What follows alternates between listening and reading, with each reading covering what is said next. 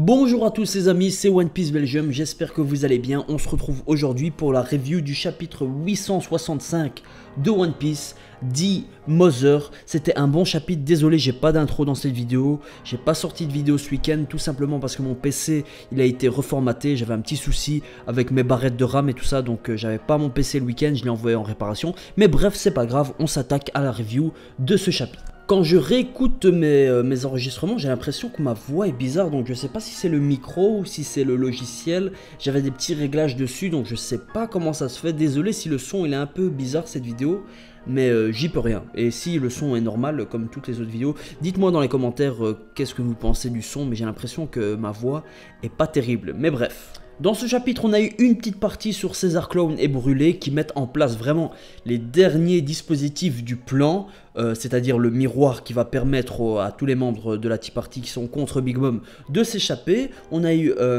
la fameuse scène de Big Mom, son cri du Haki des Rois, et c'était vraiment pas mal. Et à la fin, on a une petite case, trois petites cases sur le futur flashback de Big Mom. Big Mom va avoir son flashback et écoutez bien, il se tient à Elbaf, l'île des géants, l'île qui nous a été teasée depuis je sais pas combien de temps, plus de 10 ans dans One Piece. C'est juste fou, j'y reviendrai presque à la fin de cette review, j'ai beaucoup de choses à dire dessus.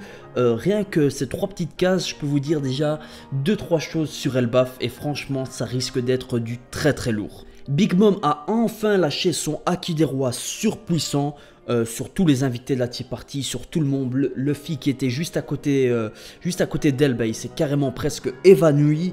Il y a eu 2-3 de ses fils qui se sont évanouis aussi, des gens de l'Underworld. Enfin bref, c'était une scène magnifique avec des éclairs de l'Haki de l'armement. C'était juste chapeau Oda, il a fait du très bon boulot. Maintenant, la question que je me pose, c'est après ce cri, après le flashback qui va durer sûrement 2-3 chapitres, ou peut-être juste une moitié de chapitre, on ne sait pas, mais après ceci, qu'est-ce que Big Mom va faire? Qu'est-ce qu'elle va devenir? Est-ce qu'elle va lâcher l'éveil de son fruit du démon? Ou est-ce qu'elle va, je ne sais pas, passer sa colère sur Luffy, sur Caponet, sur un de ses membres de sa famille? Ça risque d'être très chaud à voir.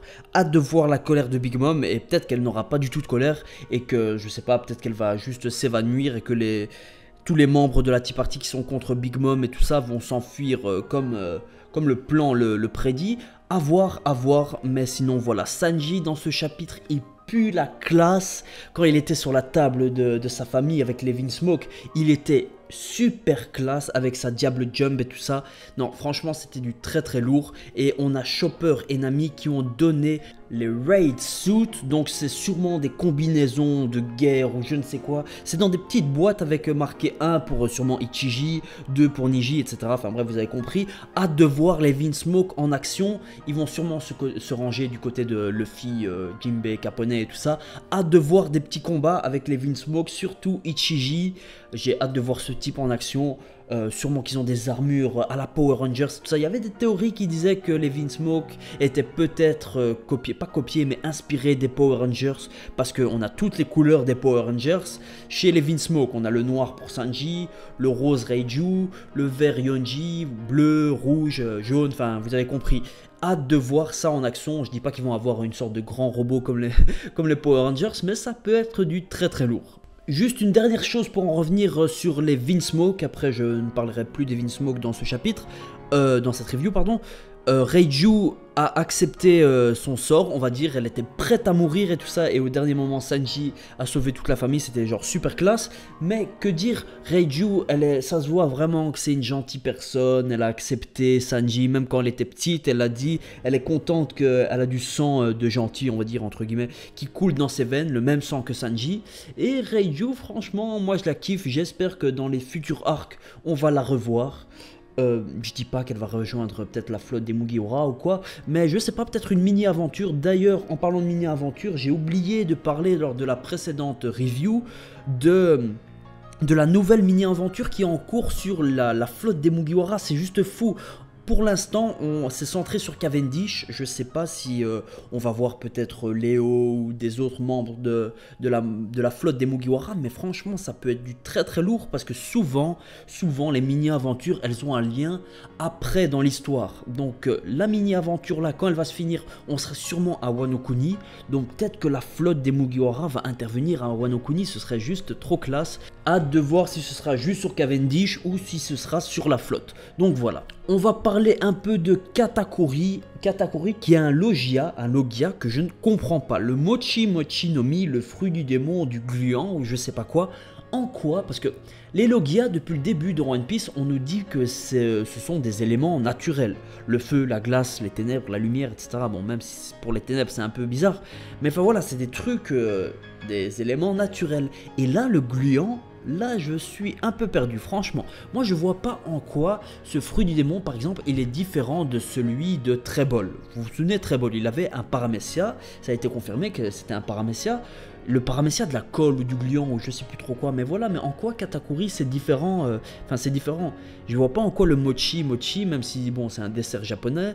Et en gros, c'est le fruit du démon du gluant. Mais je vois pas en quoi c'est un élément naturel. Oui, ok, il y a des éléments naturels qui sont gluants. Mais c'est pas quelque chose comme le feu, la glace ou je sais pas, le vent ou quelque chose comme ça. Enfin voilà, j'aimerais juste, si vous avez des petites précisions par rapport à ça dans les commentaires, franchement ce serait la bienvenue parce que je suis un peu perdu, pas un peu perdu, mais enfin voilà, c'est un peu bizarre. Si quelqu'un a une explication claire, nette, précise, oui le mochi c'est ça parce que tatati tatata, ce serait vraiment super les amis, et voilà, merci.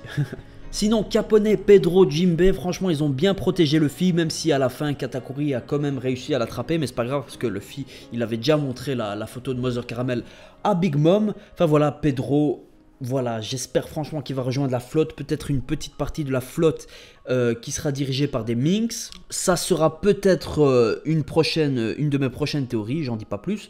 Mais enfin voilà, Pedro, Jinbei, franchement trop classe. J'ai hâte qu'ils rejoignent vraiment l'équipage et qu'on ait des images de tout l'équipage avec Jinbei et tout ça. Comme la couverture du tome, c'est lequel encore? Le 62, franchement c'est une couverture pas mal et on voit vraiment tous les Mugiwara actuels, c'est une bonne couverture.